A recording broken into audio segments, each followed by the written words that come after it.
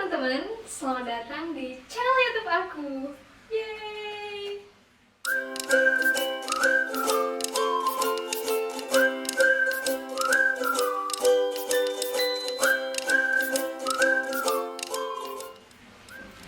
Halo, perkenalkan, namaku Clarissa.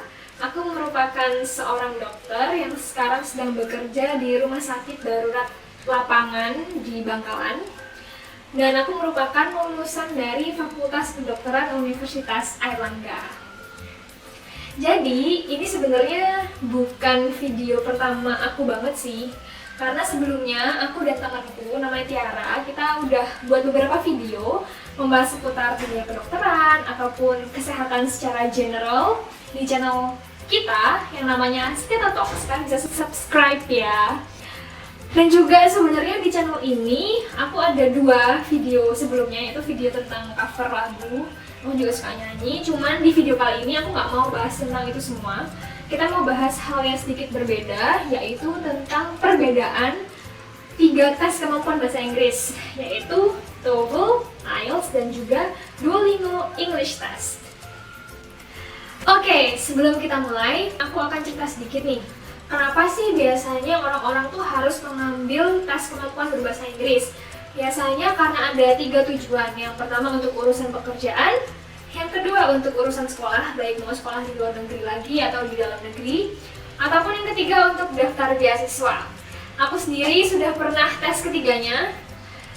Kalau ditanya apakah harus tes ketiganya? Enggak, itu tergantung purpose kalian aja. Cuman kenapa aku ambil tes ketiganya mungkin akan aku ceritakan di video yang lain. Tapi untuk video kali ini kita akan fokus membahas tentang perbedaan antara TOEFL IBT, Duolingo English Test, dan juga IELTS. Oke, kita mulai yang pertama ya, yaitu TOEFL atau Test of English as Foreign Language, yang kita sering dengar dari kecil. Itu punya berbagai jenis ya, mulai dari CBT, IBT, TBT, maupun IPT. Aku sendiri kemarin tesnya yang IBT, jadi aku akan lebih bahas tentang yang IBT. Meskipun aku pernah sih tes IBT waktu awal sebelum aku masuk FK, cuma itu udah 6-7 tahun yang lalu. Jadi sekarang aku akan fokus membahas tentang TOEFL IBT. Kita mulai dari segi harganya dulu. Untuk harganya TOEFL IBT itu sekitar range 3 juta sampai 3.300.000. Cuman kalau aku waktu itu kena di 3,1. Itu aku daftarnya via website ITS. Mungkin kalau misalnya ada yang daftar dari via lembaga yang bekerja sama dengan ITS atau gimana, mungkin akan bisa dapat voucher diskon. Tapi waktu itu aku enggak, aku langsung daftar di website ITS-nya sendiri. Yang kedua, durasinya sekitar 3-4,5 jam, kurang lebih seperti itu. Mulai dari reading, listening, speaking, sampai writing itu di hari yang sama. Dan untuk hasilnya, kalian bisa memperoleh hasil 6-14 hari kerja. Jadi saran dari aku, ngambilnya jangan mepet-mepet tuh dari deadline, karena nanti kalian akan panik sendiri gitu ya. Jadi harus ambil jauh hari supaya nggak deg-degan, takutnya molor ataupun ya bisa lebih dari jauh dari ekspektasi. Dan untuk metodenya itu ada 2. Ada yang kita langsung ke test center kayak aku waktu itu, ataupun bisa dari rumah atau secara online, yaitu TOEFL IBT at home testing namanya. Dan untuk TOEFL sendiri, TOEFL IBT sendiri itu pilihan universitasnya. Ini kalau purpose untuk mau sekolah di luar negeri itu banyak banget. Mostly memang US itu yang mereka prefer untuk pakai TOEFL IBT. Cuma di negara-negara Eropa maupun Australia, setahu aku sudah menerima TOEFL juga. Tapi kalian harus benar-benar lihat juga tentang requirement masing-masing universitas ya. Untuk skor nilainya range dari 0 sampai 120, di mana masing-masing section itu nilai maksimalnya adalah 30. Dan untuk bahan belajarnya itu banyak banget. Kalian bisa belajar dari YouTube, dari buku-bukunya juga banyak di toko-toko buku maupun yang PDF online. Atau yang aku saranin kalian belajar dari website ITS-nya atau ambil kayak mock test-nya gitu loh. Jadi di website ITS-nya sendiri itu mereka sudah menyediakan TOEFL preparation. Jadi kalian bisa lihat format tes pada hari H itu kayak gimana. Nah, itu kalian bisa pelajari lewat situ. Nah, kalau IELTS atau International English Language Testing System itu biasanya banyak yang menggunakan itu di negara-negara Eropa atau lebih tepatnya UK, karena mereka asalnya dari Cambridge ya, dan juga Australia. Tapi balik lagi, ada beberapa universitas yang bahkan menerima tiga-tiganya. Nah, kita langsung masuk aja ya ke harga IELTS. Kalau IELTS sendiri itu harganya di kisaran 3 jutaan. Tapi waktu itu aku dapat diskon dari sebuah lembaga, jadi aku cuma bayar 2,8 juta, ada promo gitulah. Untuk durasi tesnya 2 jam 45 menit.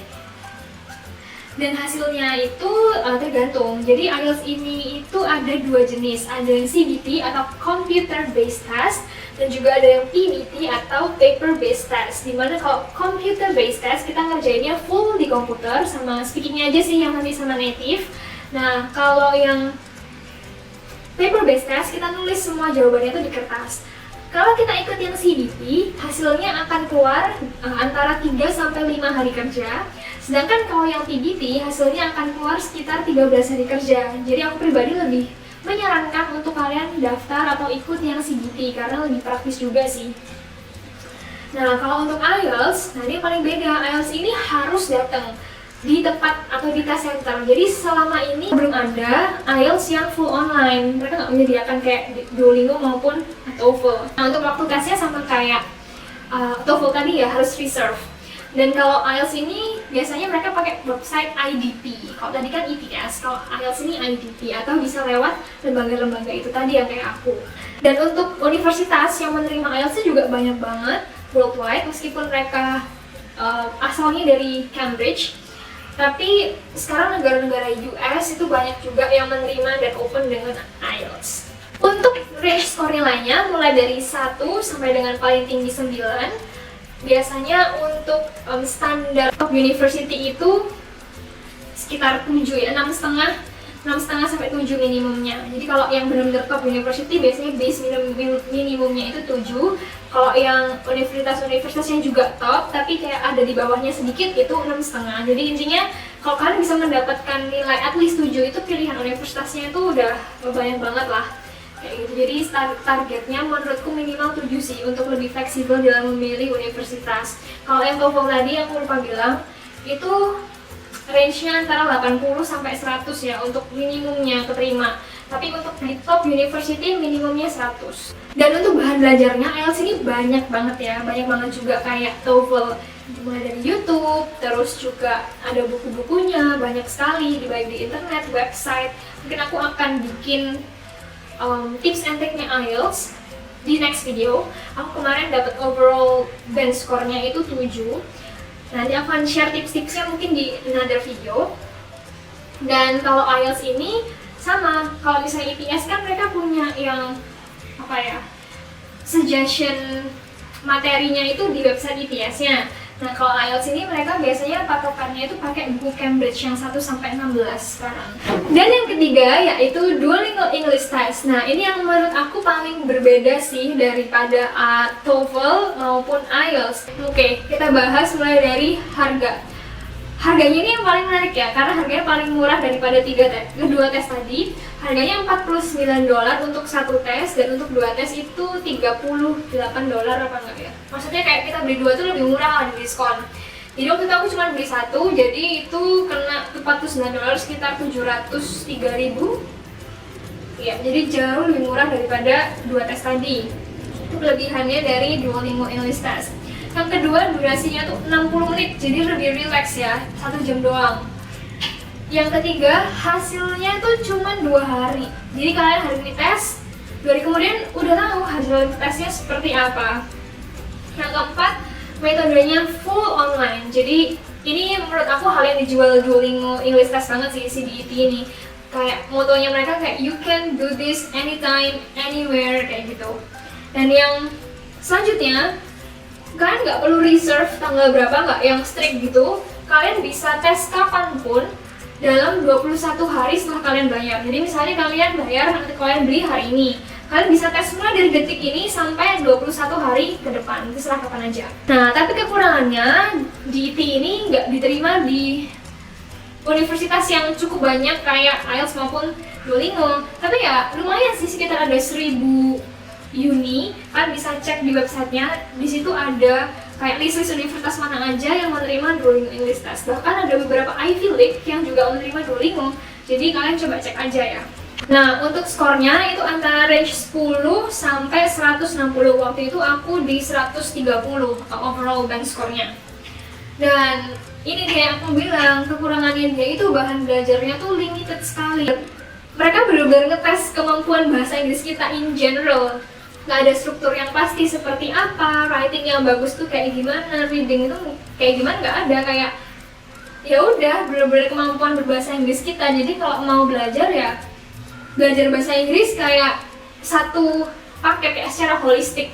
Paling ada waktu itu aku belajarnya dari practice testnya yang ada di website, itu gratis, sama beberapa channel YouTube orang yang memang dia bahas khusus untuk Duolingo. Nanti aku bisa cantumin channelnya di sini, itu bagus banget untuk belajar juga. Ya, jadi kalau misalnya aku bisa simpulkan, perbedaannya udah aku buatin tabel secara garis besar. Kalian bisa lihat di sini tabelnya. Dan untuk perbedaan lebih detail tentang reading, writing, listening, dan speakingnya akan aku buat di video selanjutnya karena kalau di video ini terlalu panjang. Oke, segitu dulu aja video dari aku. Semoga bermanfaat. Intinya sesuaikan aja dengan pilihan kalian. Di sini aku cuma mau sharing aja pengalaman aku.